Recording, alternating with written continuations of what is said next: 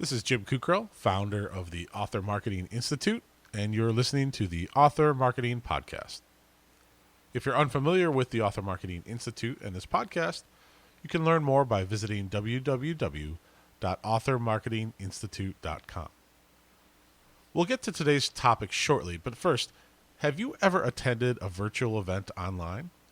We've just announced our latest event called Author Marketing Live, a virtual book marketing summit. You know you can be successful as an author if you just had the guidance and motivation to help you take your books to the next level. And here's your chance to cash in that ticket to success. We've brought together 14 of the world's most successful authors and marketers and asked each of them to share their most successful book selling and marketing techniques that they've used to dominate the sales charts. And the best part is, the entire event is being held online. That's right. There's no travel, no flights or hotels. You just attend and learn from your home or your office. You can even watch through your tablet or your phone if you want. This means you can stay home and continue writing while educating yourself about how to become more successful as an author, all at the same time. Visit www.authormarketinglive.com to grab your seat to the event and view all the amazing speakers and topics they're going to be covering. The early bird pricing ends soon and seats are limited, so don't wait. With that out of the way, let's move on to today's topic. 5 things every writer should be doing to sell more books. It's easy to be distracted by the shiny new thing. Every day, there are hundreds of posts about the latest social media tool or the software that provides the most seamless writing experience. Writers are often guilty of spending more time keeping up with those posts than they actually do in the writing chair. Newfangled gadgets fade in and out of our consciousness, but the best advice is timeless. Successful writers often say they turned their careers around when they came to a certain realization or when they read a particular blog post or book. This article is an attempt to distill those evergreen lessons in one place that you can refer back to over and over again. Here are 5 things every author should be doing to realize his or her best potential career. Number 1, develop writing habits. There are authors who put out such a ridiculous amount of content every year that their peers can't help but feel inadequate by comparison. Other successful authors don't write a novel every month, but they do have the right habits in place to do a little bit of work every day. When you feel like you've hit the wall as a beginning author, creating a set of strong writing habits will give you the tools you need to finish multiple projects. There are many examples of writing habits that will help you start and finish more work. You could develop a practice in which you write 500 to 1,000 words per day of stream of consciousness first draft material. You can set aside a certain time of day and a specific location for your writing. You may consider buying an electric typewriter or getting an old laptop without internet capability and do all of your work on it. Adding just one of those habits to your life will make a major difference to the amount of work you complete. Combining all of the habits together could lead to a writing breakthrough. You need to complete a task approximately 30 days in a row before it becomes a habit. Get a separate wall calendar for the writing habits you want to add to your routine. Use a green and red marker to indicate days you've completed the task and days you've fallen short. Keep pushing yourself until you've successfully completed the writing habit for 30 days in a row. From there, see how long you can keep your streak alive. Number 2, increase your speed. Once you've added multiple strong writing habits to your routine, it's time to think about producing more content per year. Everything is a business, and writing is one of the best for creative types because it's part art form. The most successful authors do a fantastic job at both the business and the artistic sides of their vocation. There are many ways to improve your business as an author, but the one that works over and over again without fail is writing more books. If you can write more books quickly with the same or better level of quality, then you will significantly improve your chances of success. Author Russell Blake is well known as an indie author who gets on his treadmill desk for 10 hours a day and writes all day long. By the end of a writing shift, he might have more than a 10,000 word rough draft. which he works with. This is an overwhelming number, but you don't have to be nearly that productive to be successful. There are some basics to follow if you want to increase your speed. Become an outliner by writing out detailed story beats before you start on your first draft. Turn off all potential distractions and disconnect yourself from cellular and internet services while you're writing. Practice typing as fast as you can so that when you're in the zone, you can put a lot more words down in your document. When you take an author with strong writing habits and teach him or her to write 1,000 to 2,000 words per hour, you'll end up with someone who sells a lot of books. Number 3, schedule your books. Once you consistently produce more content, you can start setting deadlines for when you'll complete your upcoming projects. A lot is made about indie authors being like one-person publishing companies, and it's the truth.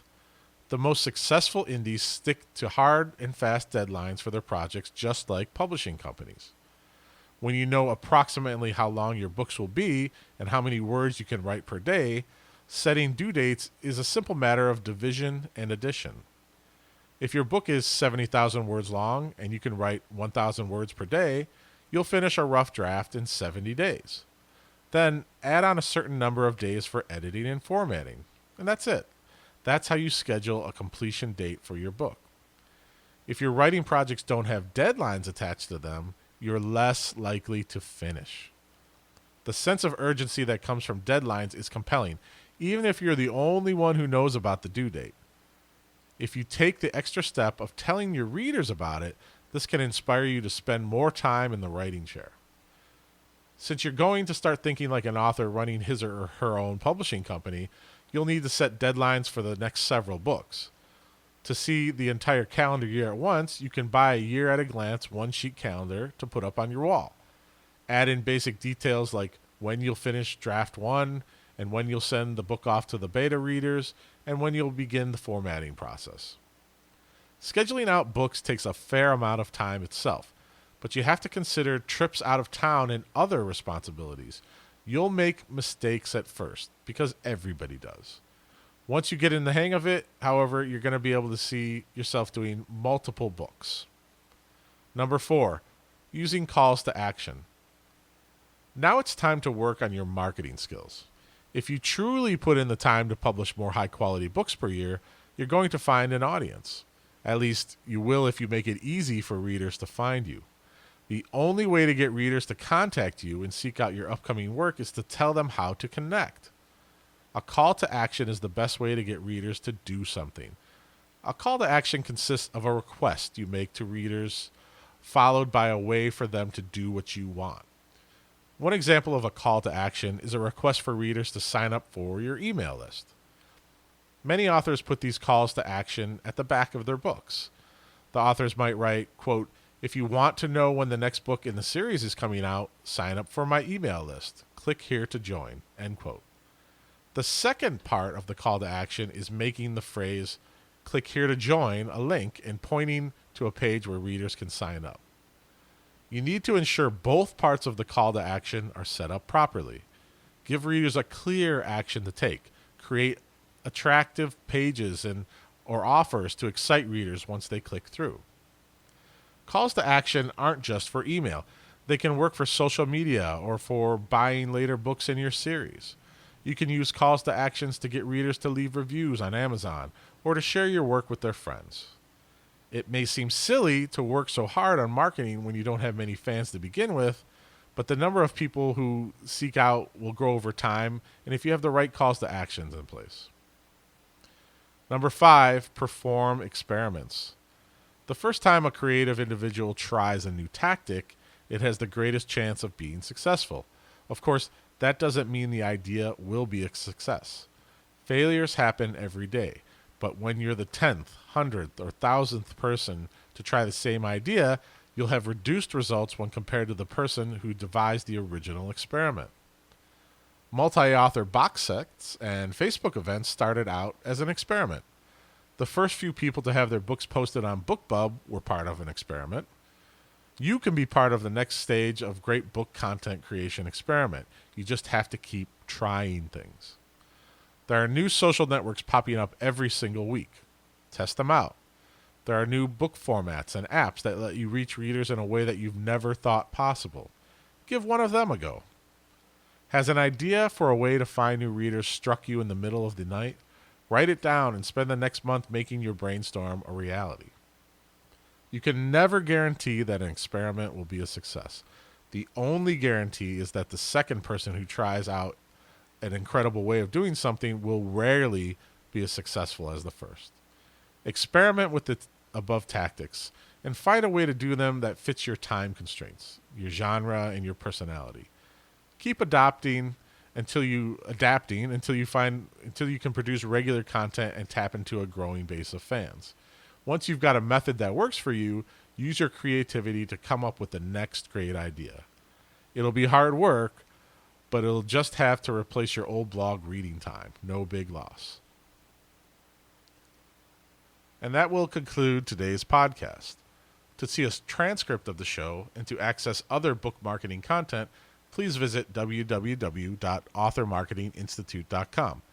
You can also learn about our latest events for authors or get access to our Author Marketing Academy Learning Center.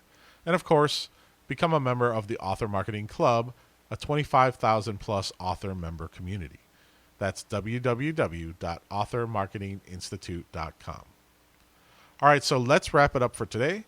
I'm Jim Kukrow, founder of the Author Marketing Institute, and we'll be back again for another show soon. Thanks again for listening, and don't forget to leave us a review on iTunes and share the show with your author communities. We would be grateful for your help in spreading the word. Bye for now.